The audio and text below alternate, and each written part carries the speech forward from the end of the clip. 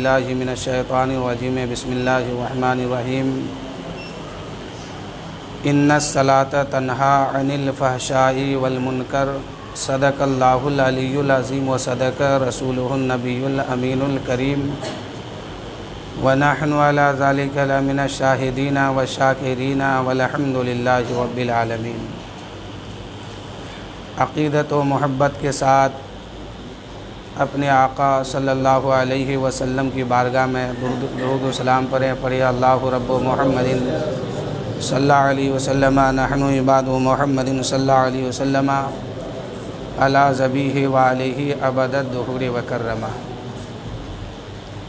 امام عشق محبت اعلیٰ حضرت عظیم البرکت مجدد دین و ملت فاضل بریلوی ارشاد فرماتے ہیں کہ وہ کمال حسن حضور ہے کہ گمان نقش جہاں نہیں، یہی پھول خار سے دور ہے، یہی شمع ہے کہ دھواں نہیں۔ اور آگے ارشاد فرماتے ہیں کہ تیرے آگے یوں ہے دبے لچے فصوحا عرب کے بڑے بڑے، کوئی جانے کے منہ میں زبان نہیں بلکہ جسم میں جان نہیں، کوئی جانے کے منہ میں زبان نہیں بلکہ جسم میں جان نہیں۔ اور کروں مدح اہل دول رضا پری اس بلا میں میری بلا، کروں مدح اہل دول رضا پرے اس بلا میں میری بلا، میں گدا ہوں اپنے کریم کا میرا دین پارا ہے نہ نہیں۔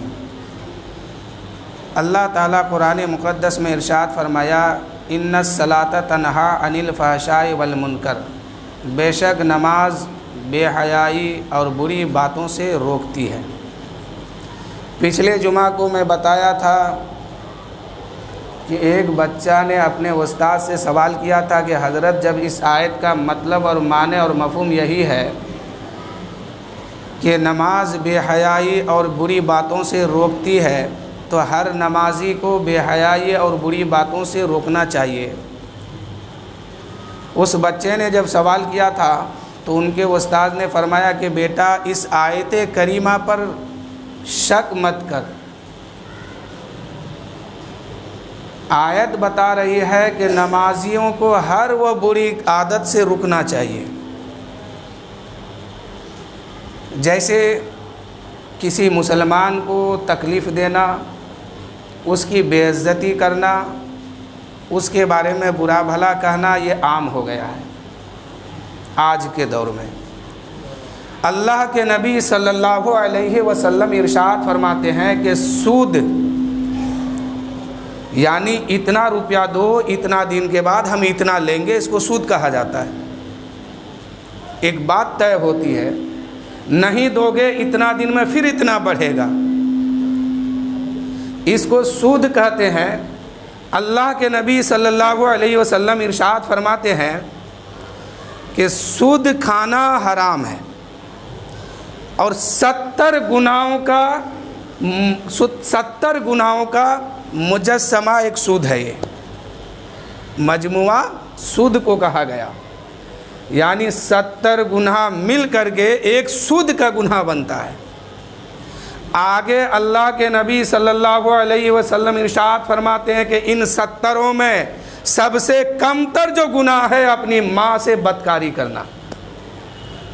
اب آگے اسی جملہ میں سماعت کیجئے کہ اللہ کے نبی صلی اللہ علیہ وسلم ارشاد فرماتے ہیں اس سے بھی بڑا گناہ ہے کسی انسان کو بے عزتی کرنا، کسی انسان کو بے عزتی کرنا، اس کے عزت کو اچھالنا، کسی مسلمان کی پگڑی کو اچھالنا، عزت کو اچھالنا سود سے بھی بڑا گناہ ہے، اور اپنی ماں سے بدکاری کرنے سے بھی اس سے بڑا جرم ہے یہ اور گناہ ہے۔ اللہ تعالیٰ قرآن مقدس میں فرمایا کہ ان الصلاۃ تنہا عن الفحشاء والمنکر، بے شک نماز بے حیائی اور بری باتوں سے روکتی ہے۔ بچے نے سوال کیا حضور جب آیت کا مطلب یہ ہے تو جتنے دنیا میں نمازی ہے پھر وہ بے حیائی والی کام کیوں کرتے ہیں، وہ بری باتوں سے کیوں نہیں رکتے ہیں؟ ان کے استاد نے فرمایا بیٹا اس آیت پر شک مت کر، بلکہ شک اپنی نماز کے اندر کر کے ہم نے جو سجدہ کیا ہے ہماری سجدہ قبول ہے کہ نہیں، ہم نے جو رکوع کیا ہے یہ قابل قبول ہے کہ نہیں رب کی بارگاہ میں۔ شروع سے لے کے آخر تک جتنی نمازیں پڑھے ہیں، اللہ اکبر جس کو کہا جاتا ہے تکبیر تحریمہ اور قاعدہ آخرہ عطیات پڑھنے تک، سلام پھیرنے تک، ان کے بیچ میں آپ نے جو جو کیا ہے ان باتوں پہ آپ غور کیجئے کہ ہماری نماز میں کہاں خرابی ہے۔ کل رات میں دو رات سے جلوس ادھر سے گزرتا ہے غیروں کا، ہم نے دیکھا ٹی وی میں کہ اچھے اچھے نمازی کھڑے ہو کر کے دیکھ رہے ہیں، غیر تو چھوڑیے نمازی بھی دیکھتے ہیں۔ اب بتائیے ان کی نماز ان کو روک نہیں پائی ہے اس جرم سے، نہ جانے کتنے دن سے وہ پڑھتے ہوئے آئے ہیں، لیکن یہ جرم ہوتے ہوئے اس کی نماز اس کو نہیں روک پائی ہے۔ تو گڑبڑ کہاں ہے؟ اس نمازی کے اندر جس نے سجدہ کیا تو حقیقت میں اللہ کو مان کے وہ سجدہ کیا ہے کہ نہیں، رکوع کیا ہے تو رب کی محبت میں جا کے سر کو جھکایا ہے کہ نہیں جھکایا۔ اس نمازی کو اس پہ غور کرنا چاہیے کہ اس کی نماز ان کو برائیوں سے کیوں نہیں روک پاتی ہے۔ آج بڑے بڑے موبائل آئے ہیں دنیا میں، اور اس موبائل میں ایک آئٹم ہے فیس بک کے نام کا، ایک واٹس ایپ کے نام کا ہے۔ اس میں ایک اسٹیٹس لگتا ہے 2-4 سیکنڈ 10-20 سیکنڈ کا، یا 1 منٹ سے کم اتنے ہی دیر کا لگتا ہے۔ اکثر ہمارے نوجوان مسلمان گھر کا بچہ اس اسٹیٹس میں گانا لگاتے ہیں۔ گانا سننا جائز نہیں ہے، حرام ہے یہ۔ گانا سننا اور گانا پھیلانا، جتنا سننا جرم ہے اتنا پھیلانا بھی جرم ہے اس کا، یعنی برائی کو روکنا ثواب ہے، پھیلانا جرم ہے، اس کا حساب دینا ہوگا۔ اب جو حضرات اپنے واٹس ایپ پر فیس بک پر اسٹیٹس لگاتے ہیں گانے کا، اور وہ لگا کے تو رات میں سو جاتے ہیں، اب اس کے اسٹیٹس نہ جانے کئی ہزار آدمی دیکھتا ہے، تو ان لوگوں نے تو گناہ اس کے وجہ سے کیا ہے، لیکن ان سارے ذمہ داری اس آدمی پر پڑے گا جس نے لگایا ہے۔ ایک فتنہ اور ہے موبائل میں، آپ ادھر سے فون لگائیے تو ادھر سے کچھ آواز سنائی دیتا ہے، آپ ادھر سے فون لگائیے کسی کو تو ادھر سے کہتا ہے میرے محبوب قیامت ہوگی۔ تو قیامت تو ہونا ہی ہے، تیرے محبوب کے لیے صرف تھوڑا نہ ہے، سب کے لیے ہے۔ کل رات میں لگ بھگ میں 11 بجے کسی کو فون لگایا تھا تو یہی گانا بج رہا تھا، میرے محبوب قیامت ہوگی، آج رسوا تیرے گلیوں میں محبت ہوگی۔ تو ایسے محبت تم نے کیا کیوں جو رسوا ہو رہا ہے؟ اگر محبت کرنا ہی ہے تو اللہ کے رسول سے کر، اللہ کے آخری پیغمبر سے کر، اللہ کے بندے جو اولیاء کرام ہے، صالحین ہے، متقی ہے، پرہیزگار ہے، ان لوگوں سے محبت کر، پھر یہاں بھی کامیاب ہے وہاں بھی کامیاب ہے۔ ہو یہ جہاں یا وہ جہاں، ساتھ ہوں گے محبوب تاجدار دو جہاں۔ اس جسم اور سانس کی ڈوری ہے یہ زندگی، اور جسم کے بیچ میں سانس کی ایک ڈوری ہے۔ شاعر کہتے ہیں کہ اپنے جسم اور سانس کی ڈوری میں موتی پڑھ لو درود کے، پھر ہو یہ جہاں یا وہ جہاں، ساتھ ہوں گے محبوب تاجدار دو جہاں۔ کام ایسا کیجئے، مثال کے طور پر ہم سب گنہگار ہیں کہیں نہ کہیں، کسی نہ کسی وجہ سے۔ آپ بھی گنہگار ہیں کہیں نہ کوئی معاملے میں، ہم بھی گنہگار ہیں، اتنا بچے ہوئے نہیں ہیں، سب گنہگار ہیں۔ کوئی نہ کوئی تو اللہ کا نیک بندہ ہوگا، کوئی نہ کوئی تو پرہیزگار ہوگا، کوئی نہ کوئی تو متقی ہوں گے۔ آپ کے فون پہ وہ فون لگا رہے ہیں کسی کام کی وجہ سے کہ بابو تھوڑی دیر کے لیے یہاں آؤ، اور ادھر سے وہ مفتی صاحب ہو کے آپ کے موبائل میں فون لگا رہے ہیں، اور آپ کا موبائل بول رہا ہے میرے محبوب قیامت ہوگی۔ ایک مفتی صاحب پرہیزگار ہے، متقی ہے، نمازی ہے، پنجگانہ نماز ادا کرتے ہیں، جھوٹ نہیں بولتے ہیں، گالی نہیں دیتے ہیں، اور گانا نہیں سنتے۔ آپ کو کسی ضرورت سے انہوں نے فون لگایا، آپ کے وجہ سے ایسے پرہیزگار آدمی کو گانا سننا پڑا۔ اس کا جرم کس کے سر پہ جائے گا؟ اگر ایسا جرم آپ کے ساتھ ہے تو جتنا جلد ہو سکے بدلیے، ورنہ میدان محشر میں ایک ایک رتی کا حساب دینا ہوگا، بچ کوئی نہیں پائے گا۔ ہمارے معاشرے میں کیا ہے، اکثر آدمی کیا کرتے ہیں، کسی سے بات کرتے ہیں تو بات میں ایک لفظ بولتے ہیں اور دوسرا لفظ اس کی زبان سے گالی نکلتی ہے۔ اب کچھ آدمی تو ایسے ہیں کہ شروع میں ایک گالی، آخر میں ایک گالی، بیچ میں ایک بات ہے۔ یعنی جیسے بڑے بڑے ڈاکٹر کے پاس آپ گئے، چیر پھاڑ کیا ہے تو اس کو سخت گیس کا دوائی کی ضرورت پڑتا ہے، تو وہ کیا کرتا ہے کہ بابو صبح دوا کھانا تو پہلے گیس کی گولی کھا لینا، دوپہر کو کھانا تو اس کو کھا لینا، رات کو کھانا تو اس کو کھا لینا۔ اس نے گیس کی گولی اس لیے دیا ہے کہ مرض کو فائدہ پہنچے، لیکن آج ہم لوگوں میں کیا ہو گیا ہے، شروع میں بھی گالی، آخر میں بھی گالی، بیچ میں ایک بات بولتے ہیں اور کہتے ہیں کہ عادت ہو گئی، ہم کیا کریں۔ یہ عادت تمہیں یقیناً جہنم میں لے کے جائے گی۔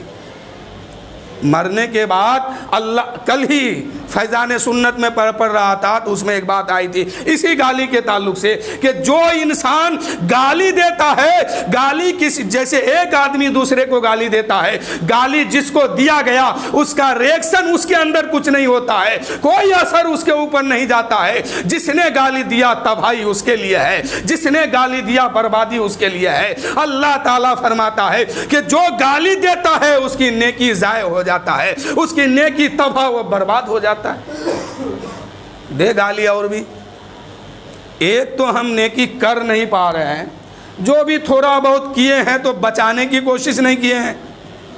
اللہ کے نبی صلی اللہ علیہ وسلم ارشاد فرماتے ہیں کہ جو انسان گالی دیتا ہے نا اس کی زبان گندی ہو جاتی ہے اور ناپاک ہو جاتی ہے۔ اب جو انسان وہ زبان پہ جو گالی دیا ہے اس کی زبان گندی ہو گئی، اب وہ رب کی بارگاہ میں دعا کرتا ہے، مولا مجھے فلاں چیز عطا فرما، میری دعا کو قبول فرما۔ اللہ کے نبی فرماتے ہیں اس کی دعا قبول نہیں ہوتی ہے، رد ہو کے واپس آ جاتی ہے۔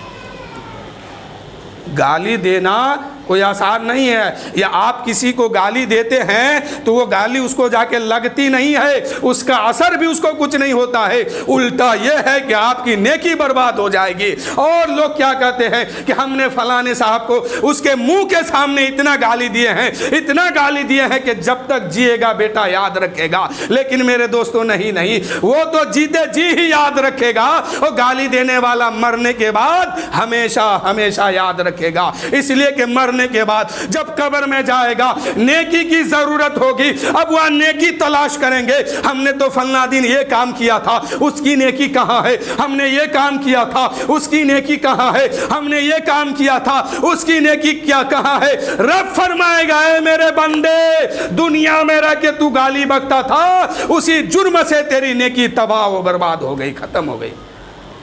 تو یہ تو جیتے جی جس کو گالی دیتے ہیں ہم، وہ تو جیتے جی یاد رکھیں گے، جب تک زندہ رہیں گے تو اتنی یاد رکھیں گے فلاں صاحب نے ہم کو گالی دیا، فلاں صاحب نے گالی دیا۔ لیکن گالی دینے والا جب مر جائے گا تو موت کے بعد ہمیشہ زندگی ہے، ختم ہونے والی زندگی نہیں ہے۔ زندگی کی دو قسمیں ہے، پیدا ہونے کے بعد فانی زندگی ہے، اور مرنے کے بعد فانی نہیں، مرنے کے بعد ہمیشہ ہمیشہ زندگی ہے، یعنی باقی رہنے والی زندگی ہے۔ اب گالی دینے والا شخص قبر میں جائے گا، وہاں دیکھے گا نیکی نہیں، اب اس کو ہمیشہ یہی بات یاد آئے گا کہ ہم نے گالی کیوں دیا تھا، ہم نے گالی کیوں دیا تھا، دنیا میں افسوس ظاہر کرے گا، وہاں افسوس کرنے سے کچھ ہاتھ نہیں آنے والا ہے۔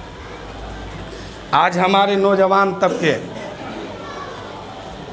نوجوان کیا، ہم تو دیکھتے ہیں اکثر مسجد میں اگر میلاد منایا جاتا ہے تو بہت سارے لوگ گیٹ کے اوپر جا کے بیٹھ جاتے ہیں، مسجد کے اندر نہیں آتے ہیں۔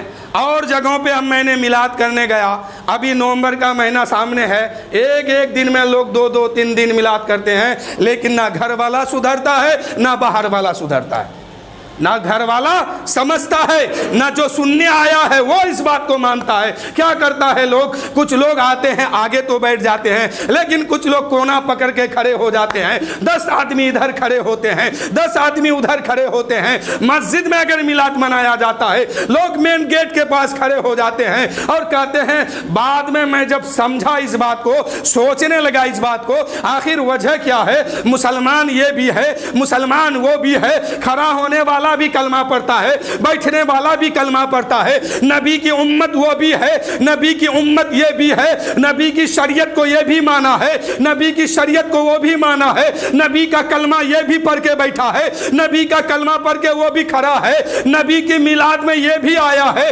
نبی کی میلاد میں وہ بھی آیا ہے۔ آخر دو طبقے میں لوگ کیسے بٹ گئے ہیں؟ دو بھاگ میں کیسے لوگ بٹ گئے ہیں؟ یہ لوگ بیٹھے ہیں، وہ لوگ کھڑے کیوں ہیں؟ گاؤں ایک ہے، سماج ایک ہے، میلاد ایک ہے، تذکرہ بھی ایک ہے، نبی کی شریعت کی بات ہوتی ہے، نبی کا ذکر کیا جاتا ہے، اللہ کا ذکر کیا جاتا ہے، ان کے محبوب کی باتیں ہوتی ہے۔ آخر لوگ دو حصوں میں کیوں بٹا ہے؟ تب مجھے معلوم ہوا کہ آدھے لوگ جو بیٹھے ہیں یہ لوگ پاک اور صاف ہو کے آئے ہیں، اور آدھے لوگ جو کھڑے ہیں اس کا دل گندا ہے، اس کا جسم گندا ہے، اس کا ذہن گندا ہے، یعنی یہ آدمی ناپاک ہو کے آیا ہے، اس لیے یہ کہتا ہے کہ ہم وہاں نہیں بیٹھیں گے، کھڑے رہیں گے۔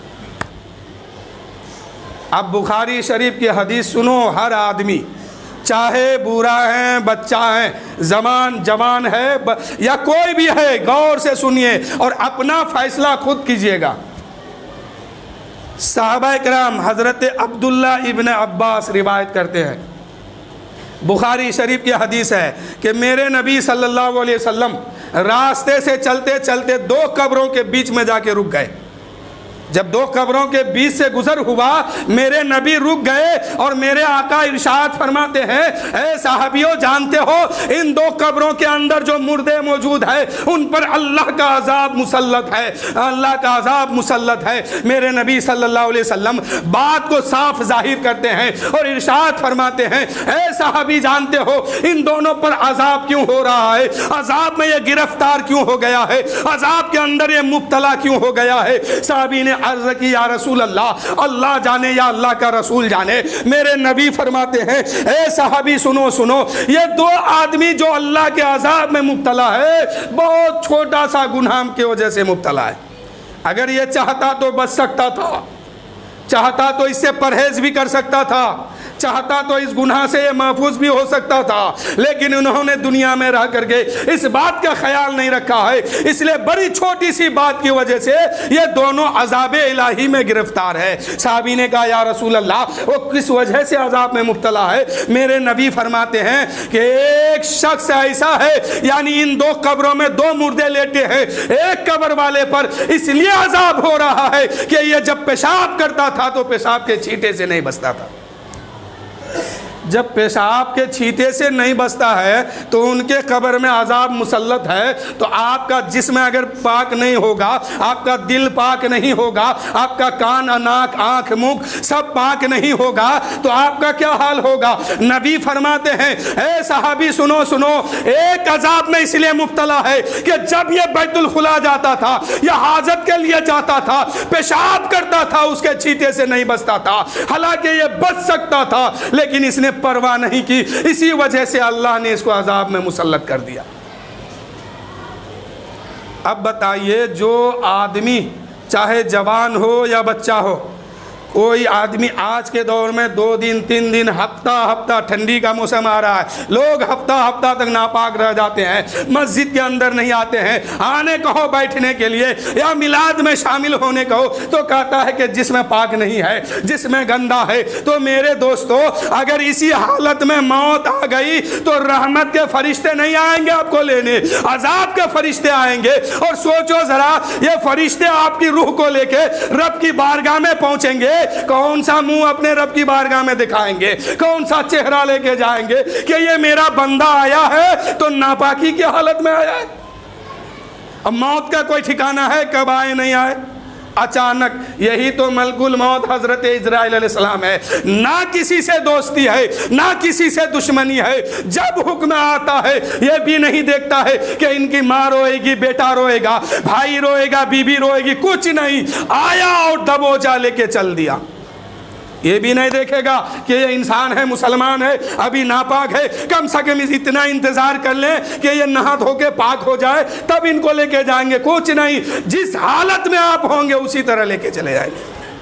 अब 2 दिन तक जिसमें गंदा है, 2 दिन तक नापाकी के हालत में गुजर रहा है, इसी हाल में अगर मौत आ गई तो रहमत के फरिश्ते मत नहीं आएंगे, आज़ाब के फरिश्ते आएंगे, तब क्या हाल होगा मेरे दोस्तों। इसलिए अगर किसी से ये बात हो जाए कि जिसमें नापाक हो जाए तो खाना बाद में खाना, नाश्ता बाद में करना, कोई काम बाद में करना, पहले नहाने का इंतजाम करना, गौसल करके पाकी हासिल कर लेना। इसलिए कि मौत का कोई ठिकाना नहीं है, कब आए कब जाए कोई ठिकाना नहीं है। हो सकता है आप नमाज जुमा पढ़ने आए हैं, यहां से जिंदा निकल भी ना पाए, कोई ठीक नहीं है इसका मौत का। और ये मौत किसी को छोड़ता भी नहीं है, इसलिए अपना अपना ख्याल कीजिए और इन बुरी बातों से बचिए। अगर नापाक जिस्म हो गया, और ये तो होना ही है, सबके साथ है, चाहे औरत हो या मर्द हो, तो मर्द का जिस्म कुछ लम्हे के लिए नापाक होता है, लेकिन औरत का कुछ और मामला है। लेकिन औरत वाला मसला आज मर्दों पे आ गया है। यही हफ्ता हफ्ता नापाक रहते हैं, यही 15 दिन तक नापाक रहते हैं। अरे 15 दिन, 10 दिन, हफ्ता दिन उसके लिए बनाया गया है, आपके लिए नहीं। आप मर्द हैं, मर्द बन के जिए और मर्द बन के इस दुनिया से जाइए। तो जब जिसमें अगर नापाक हो जाए तो जितना जल्द हो सके गौसल का इंतज़ाम कीजिए। अल्लाह ने पानी को पैदा किया है, आप उससे पाकी हासिल कीजिए। आप पाकी हासिल करेंगे तो कैसे करेंगे? जाएंगे, नहा लेंगे, साबुन लगा लेंगे, पाक हो जाएंगे? हरगिज़ नहीं। पूरा दिन, पूरा महीना, पूरा साल इस तरह अपना नहाते रहिए, लेकिन पाकी आपको हासिल नहीं हो सकता है, आप पाक नहीं हो सकते हैं। पाक होने के लिए भी चंद शर्त है, चंद फराइज आप पर लागू है। इस्लाम कहता है कि पहले तुम क्या करो? कुल्ला करो। अगर रमज़ान का महीना है या और दिन है, आप रोज़े की हालत से हैं तो सिर्फ कुल्ला करो, और अगर रोज़े से नहीं है तो गरगरा करो, यानी हल्क तक पानी पहुंचाओ।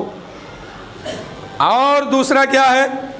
नाक के नरम हड्डी तक पानी पहुंचाने का फ़र्ज़ है। अगर रोज़े की हालत से है तो नाक में सिर्फ पानी इतना चराइए कि अंदर ना जा पाए, रोज़ा में कोई नुकसान ना हो। और अगर रोज़े से नहीं है तो नरम हड्डी तक पहुंचाइए। ये 2 फ़र्ज़ आप पर है। और तीसरा फ़र्ज़ क्या है? पूरे जिस्म में पानी बहाइए। इतना काम आप अगर कर लेंगे तो साथ साथ आपका वज़ू भी हो जाएगा। उसी गौसल से आप बगैर वज़ू का नमाज भी पढ़ सकते हैं। क्यों? गौसल में कई बातें फ़र्ज़ है, 4 है। 4 में पहला क्या है? चेहरा धुलना, तो नहा रहे हैं, चेहरा धुला रहा है। दूसरा क्या है? हाथ धुलना, नहा रहे हैं, हाथ भी धुला रहा है। तीसरा क्या है? मसह करना। तुम जाहिर सी बात है, इंसान जब नहाएगा तो सर पे हाथ जाएगा ही, पैर भी धुला जाएगा। उसी गौसल से आप नमाज फजर, जोहर, इशा कोई भी अदा कर सकते हैं।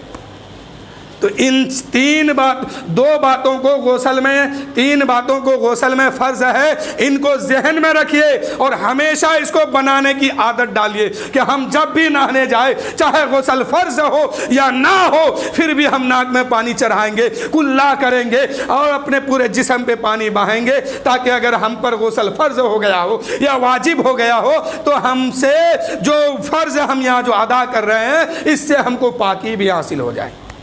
जनाजे में आप लोग देखते हैं, लोग जनाजा लेके आते हैं। अगर नमाज का वक्त है तो उस जनाजे में जितने आदमी है उससे 10-15 आदमी जमात में आके शरीक हो गया, जमात में शामिल हुआ। उसके बाद जितने लोग हैं बाहर, चाहे बूढ़ा है या जवान, सब बाहर बैठा हुआ है, सब बाहर बैठा हुआ है। और बेनमाजी की दुआ कबूल नहीं होती है। जैसे झूठ बोलने वाला, चुगलखोरी करने वाला। हाँ, मैं एक बात और बताना चाहता था कि नबी पाक सल्लल्लाहु अलैहि वसल्लम फरमाते हैं कि एक इंसान قبر کے اندر اس لیے عذاب میں مسلط ہے کہ وہ پیشاب کے چھینٹے سے نہیں بچتا تھا۔ اور دوسرا کون تھا؟ چگل کھوری کرنے والا، ایک کی بات دوسرے کو جا کے بتانے والا، یعنی جھگڑا لگانے والا، آپس میں جھگڑا، رشتہ داروں میں جھگڑا، اس کو چڑھانا اس کو گھٹانا، اس کو چگلی کہتے ہیں۔ اور ایک انسان اس قبر کے اندر چگل کھور تھا۔ نبی فرماتے ہیں کہ دوسرا انسان اس کے اندر وہ اس لیے عذاب میں مسلط ہے کہ وہ ایک کی بات دوسروں کے پاس جا کے کرتا تھا، یعنی چگل کھوری کرتا تھا۔ یہ دونوں معمولی اور چھوٹی سی گناہ ہے، انسان چاہے تو بچ جائے چاہے تو نہ بچے۔ اگر بچ جائے گا عذاب قبر سے محفوظ ہو جائیں گے، اور نہ بچے گا تو پھر وہاں کیا حال ہوگا وہی جانے گا۔ تو میرے دوستو، پاکی ہونا اور عذاب قبر سے بچنا چاہتے ہیں تو ان کاموں کو کیجئے۔ اب میرے نبی صلی اللہ علیہ وسلم کیا کرتے ہیں؟ صحابہ سے ایک کھجور کی ہری بھری ٹہنی کو منگاتے ہیں، ٹہنی لے کے صحابی آتے ہیں۔ اب میرے نبی صلی اللہ علیہ وسلم اس کو بیچ سے چیر کے 2 ٹکڑے میں بدل دیے۔ ایک ٹکڑا اس قبر پہ گاڑتے ہیں، دوسرا ٹکڑا اس قبر پہ گاڑتے ہیں۔ صحابی نے اس عجیب و غریب منظر کو دیکھا ہے، عرض کرنے لگے یا رسول اللہ، یا حبیب اللہ، میرے ماں باپ آپ پہ قربان آقا، اے میرے آقا، یہ خلاف معمول آپ کیا کیے ہیں؟ اس سے کیا فائدہ حاصل ہوگا؟ نبی پاک صلی اللہ علیہ وسلم ارشاد فرماتے ہیں، اے صحابیوں سنو، میں نے اس کام کو اس لیے کیا ہے کہ یہ کھجور کی ٹہنی جو ہے ہری بھری، اس کے اندر جان ہے، اور جب تک اس کے قبر میں یہ شاخیں، یہ ٹہنی ہری بھری رہے گی، اس انسان کے قبر میں عذاب کو کم کر دیا جائے گا۔ یہ انسان جو قبر کے اندر جو دفن ہے، اس مردے سے کچھ دیر کے لیے عذاب کو ہٹا لیا جائے گا، یعنی جب تک یہ ہری بھری رہے گی تب تک کے لیے اس کے عذاب کو ہٹا لیا جائے گا۔ اس لیے حکم ہے کہ قبرستان کے گھاس کو نہ نوچا کرو، کیونکہ وہ کلمہ پڑھتی ہے۔ انسان ہے جو بے وفا ہے، وہ پیڑ پودے ہیں وہ بے وفا نہیں، ہمیشہ اللہ کی یاد میں مست رہتی ہے۔ اللہ کے نبی فرماتے ہیں کوئی پیڑ اس وقت تک نہیں کٹ کے گرتا ہے جب تک کہ وہ اللہ کی یاد سے غافل نہ ہو جائے۔ کوئی چڑیا اس وقت تک کسی پنجرے میں نہیں پھنستا ہے، کسی شکاری کے جال میں نہیں پھنستا ہے جب تک کہ وہ اللہ کو یاد کرتے رہتا ہے، اور جس دن اللہ کے ذکر سے وہ دور ہوتا ہے وہ انسان کے جال میں پھنس جاتا ہے۔ حضرت جنید بغدادی کا ایک واقعہ ہے، ان کی بارگاہ میں ایک شخص جو ہے، ایک چڑیا، اس کا نام ابھی میرے ذہن میں نہیں ہے، فیضان سنت میں یہ واقعہ موجود ہے، بس مختصر انداز میں فیضان سنت میں یہ بات موجود ہے کہ حضرت جنید بغدادی کی بارگاہ میں ایک شخص ایک چڑیا تحفے میں دیا، پنجرہ دیا۔ حضرت جنید بغدادی اس پنجرے کے اندر اس چڑیا کو رکھ دیا اور اس کو پالنے لگا، پوسنے لگا۔ ایک مدت گزر گئی، حضرت جنید بغدادی سے ایک دن وہ چڑیا کہنے لگی، اے جنید بغدادی، اللہ نے آپ کو بھی پیدا کیا ہے، اللہ نے مجھے بھی بنایا ہے، مجھے بھی پیدا کیا ہے، آخر وجہ کیا ہے آپ آزاد گھومتے ہیں اور مجھے پنجرہ میں بند کر کے رکھے؟ اللہ نے آپ کو بنایا، مجھے بھی بنایا، وجہ کیا ہے آپ آزاد گھومتے ہیں اور مجھے پنجرے میں بند کر کے رکھے ہیں؟ میرا بھی تو چاہنے والا ہے، میرا بھی تو ماننے والا ہے، میرا بھی تو خاندان ہے، میرے بھی تو بچے ہیں، میرے بھی تو ماں باپ ہے، تم سب سے ملتے ہو اور مجھے سب سے جدا کر کے رکھے ہو۔ اے جنید بغدادی، کبھی آپ اپنے ماں سے ملاقات کرتے ہیں، کبھی بھائیوں سے ملاقات کرتے ہیں، کبھی رشتہ داروں سے ملاقات کرتے ہیں، کبھی احباب، اب کبھی دوست سے، اور ہم کو سب سے جدا کر کے رکھے۔ اتنا سننا تھا، حضرت جنید بغدادی کو رحم آیا اور پنجرے کو کھولا اور چڑیا کو آزاد کر دیا اور کہا جا چڑیا، آج سے تو آزاد ہے۔ وہ چڑیا جاتے جاتے حضرت جنید بغدادی سے ایک جملہ کہہ کے گئی۔ وہ جملہ کہنا تھا کہ حضرت جنید بغدادی جو ہے زاروں قطار رونے لگے۔ وہ جملہ کیا تھا؟ وہ چڑیا کہنے لگے، اے جنید بغدادی، ایک بات میں آپ سے کہنا چاہتی ہوں وہ یہ کہ ایک دن اپنی زندگی میں اللہ کی یاد سے میں غافل تھا، اللہ کا ذکر کرنا چھوڑ دیا تھا، اس کی سزا مجھے یہ ملی ہے کہ مدتوں پنجرے کے اندر رہنا پڑا ہے۔ لیکن ہے جنید بغدادی، جو انسان اللہ کی یاد سے دور ہے، اللہ کی یاد سے دور ہو گئے ہیں، عبادت سے دور ہو گئے ہیں، اس انسان کا روز محشر کیا حال ہوگا۔ اتنا کہنا تھا، حضرت جنید بغدادی رونے لگے اور چلانے لگے کہ یار یہ کیا ہو گیا۔ حضرت جنید بغدادی سے وہ چڑیا کہنے لگی کہ ہم نے تو ایک اپنی زندگی میں صرف ایک لمحہ کے لیے اللہ کی یاد سے دور ہو گیا تھا، اللہ کی عبادت کرنا چھوڑ دیا تھا، اس کا سزا یہ ملا ہے کہ مدتوں مجھے پنجرے میں بند رہنا پڑا۔ لیکن ہے جنید بغدادی، اس انسان کے بارے میں کیا کہو گے جو 60 سال کی زندگی ملا ہے لیکن اللہ کی یاد سے غافل ہے، اللہ کے ذکر سے دور ہے، عبادت سے دور ہے، سجدے سے دور ہے، نماز روزہ سے دور ہے۔ اس انسان کا روز محشر کیا حال ہوگا۔ میرے نبی فرماتے ہیں کسی درخت میں، کسی پیڑ میں، کسی پودے میں کلہاڑی اس وقت تک نہیں چلتی ہے جب تک وہ اللہ کی یاد میں مست رہتی ہے، اور جس دن وہ اللہ کی یاد سے دور ہو جاتے ہیں پھر کلہاڑی بھی چلتی ہے، ٹہنی بھی کرتا ہے، جر بھی کرتے ہیں۔ تو میرے دوستو عبادت کیا کیجئے۔ دیکھیے وہ میرے نبی فرماتے ہیں کہ جو شے اللہ کی عبادت سے دور ہوتے ہیں اس کے لیے پھر تباہی ہے، رسوائی ہے، بربادی ہے۔ سمندر میں مچھلی ہے، کوئی بھی مچھلی ملا کے جال میں اس وقت تک نہیں پھنستی ہے جب تک وہ اللہ اور اللہ کے رسول کا ذکر کرتی ہے۔ آپ کیوں کیا سمجھتے ہیں بازار میں اتنی مچھلی آتی ہے یوں ہی؟ نہیں، اس کا بھی ایک قاعدہ اور قانون ہے، ایک طریقہ اس کے پاس بھی ہے۔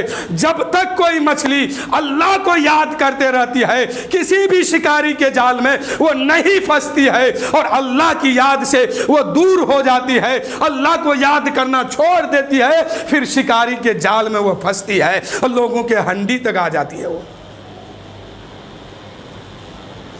تو قبرستان میں گھاس جو ہے وہ اللہ کی تسبیح بیان کرتی ہے، پاکی بیان کرتی ہے، اس لیے کاٹنے کا حکم نہیں ہے۔ اور نبی فرماتے ہیں اے صحابی میں نے اس کام کو اس لیے کیا ہے کہ یہ دو جو ٹہنی یعنی ایک ٹہنی کو پھاڑ کے آدھا اس پہ لگایا آدھا اس پہ لگایا، جب تک یہ ہری بھری رہے گی ان لوگ عذاب قبر سے محفوظ رہیں گے۔ تو صرف پیشاب کے چھینٹے سے وہ نہیں بچتا تھا، تو اس کا یہ حال ہوا۔ آج مسلمانوں کو چاہیے اپنا دل کو بھی پاک رکھے، اپنی زبان کو بھی پاک رکھے، اپنا بدن بھی پاک رکھے، اپنا کپڑا اور لباس بھی پاک رکھے، تاکہ ہم اس دنیا سے جائیں تو فرشتے کہے کہ مولا فلاں عاشق آ رہا ہے، اس کے ساتھ کیا کیا جائے۔ یقیناً رب فرمائے گا اے فرشتوں آنے دو، قبر کی دنیا میں یہ آئے گا، اس کے لیے جنت کی کھڑکی کھول دو۔ مسلمان ہے بچنے کی کوشش کیجئے، نہیں بچیے گا کسی کا کوئی نقصان نہیں ہوگا، پھر جہنم میں جائیے گا، قبر میں جائیے گا، فرشتے وہاں پیٹیں گے، ڈنٹا پتھر سب کھانا ہوگا، بچھو آئے گا ڈنک مارے گا۔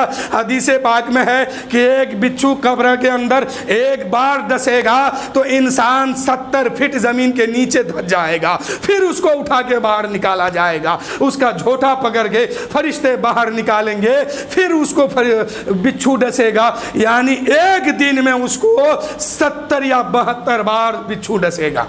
اور بچھو کیا ہے آج جو دنیا میں دیکھتے ہیں یا ہم سب کے گھروں میں نکلتا ہے یا جنگلوں میں دیکھتے ہیں، یہ بچھو وہاں نہیں ہوگا۔ اس کا ڈنک جس کو کاٹا جاتا ہے وہ کاٹتا ہے، وہ اتنا بڑا ہوگا جیسے اونٹ کا گردن ہے، اونٹ کی گردن کے برابر اس کا سور ہوگا، یعنی جس سے وہ ڈنک مارے گا اتنا ہی بڑا اس کا سور ہوگا۔ اب سمجھئے کہ جس کا گردن اونٹ کی گردن کے برابر جس کا منہ ہے، اس کا جسم کتنا بڑا ہوگا۔